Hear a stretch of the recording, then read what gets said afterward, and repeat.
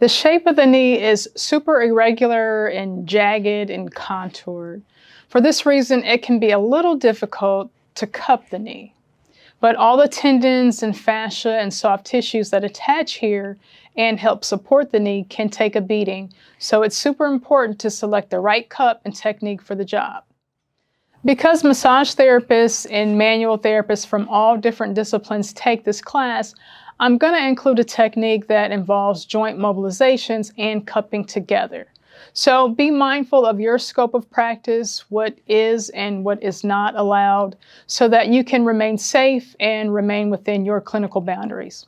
So the first technique that includes joint mobilizations will have the client in the supine position with both legs relaxed and flat on the table. No bolster, because we don't want the patella to be engaged or locked to any degree. We want it relaxed and in its patella groove. When you mobilize the patella, you want to make sure you don't compress it or smush it down, which will cause more damage and pain.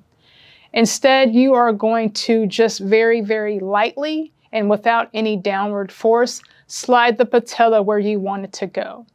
Most times the patella is over laterally and needs to be mobilized medially. So I am going to move that patella now from the lateral position to the medial position. Once I get it in the medial position, again, there's no downward force. We're just going to press a little bit light coming toward me. I'm trying to bring the patella toward me. So we are going to mobilize that patella medially and pin it there with one hand while we take an edge cup, place it on the body, and then drive the cup around the exposed area. So if the patella was on the lateral side and we moved it medially, we've now exposed some of the lateral knee joint, and that's where we're going to cup. I have her patella mobilized medially, and I'm not pressing down. I put the cup on the lateral side of the knee, and now I'm going to take that cup and I'm just going to drive it around in the areas that the patella was previously covering.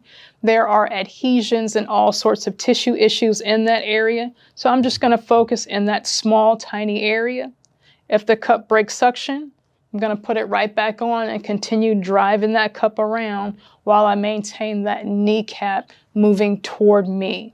Then we are just going to rinse and repeat. We are going to mobilize and pin that patella laterally, then drive the cup around the medial side now that it's exposed. Mobilize the patella superiorly, pin and cup inferiorly.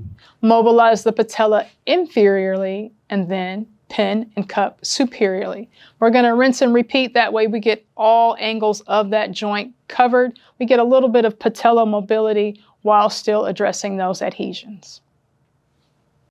Another way to address patellar tendinitis is simply to dynamically cup around the entire patella, this time just without the mobilization of the patella. Because this area has a lot of bumps and turns and curves, one of the easiest ways to dynamically cup this area is to first place a bolster under the knee, or even your knee. I'm not going to do that, but I can bring her into a slight flexion and then slide my knee under and rest her leg on top of my knee.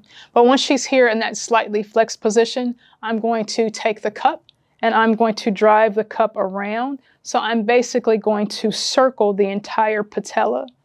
Again, this area is highly contoured, and so the suction may break. If the suction breaks, put that cup right back on and finish going around the patella. I like to use doorknobbing. You can break suction, move that cup wherever you want it to be, and then continue on with mobilizing that small edge cup. It's very important to make sure you get the distal quad as it inserts into the patella. A ton of adhesions hang out here. I actually like to play with the degrees of knee flexion, so I may have her all the way extended. I may have her, again, resting on my knee. I maybe even put her in a higher degree of flexion, and then I'm going to do the same thing. I'm either going to use a pinch grip method or even a donut technique to get the cup on, but I'm just going to drive that cup all around the knee. This way you get the engagement of different fibers, deep and superficial around the patella involved and addressed. Adhesions and tissue damage can limit the mobility of the quad muscle, which in turn can limit patella mobility.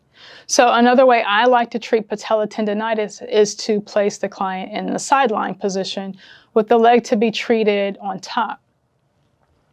Next, we are going to place size 2, maybe even size 3 edge cups on the distal end of the quad.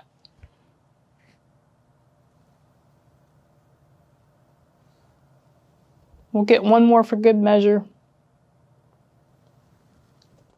If you found adhesions and tightness in the rest of the quad, you could also place cups there, like in the mid or superior quad as well. Then we are going to stretch the quad from this position. I like to use a hold just above the ankle and stand behind the client while I do the stretch. So I'm going to bring her hip into kind of a neutral position, and then I'm going to bend her knee. With this technique, we are going to get some elongation of the quad muscle. We are creating movement at the patella, and we are decompressing, lifting, stretching, and mobilizing tissue around that quad. I'll hold my stretch for about 15-20 seconds, bring her back into a resting position just to take some stress off of those tissues, and then I'll go right back into that same stretch. My hold just above the ankle. The hip is in neutral, and we're going to just flex that knee while we keep those cups on. Beautiful stretch of the quad.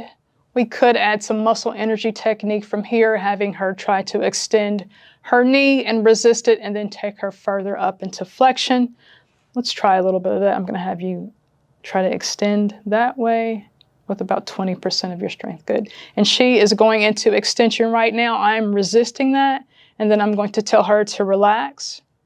She's going to relax. I'm going to give it about a 2-second kind of delay, and then I'm going to take that knee into more flexion.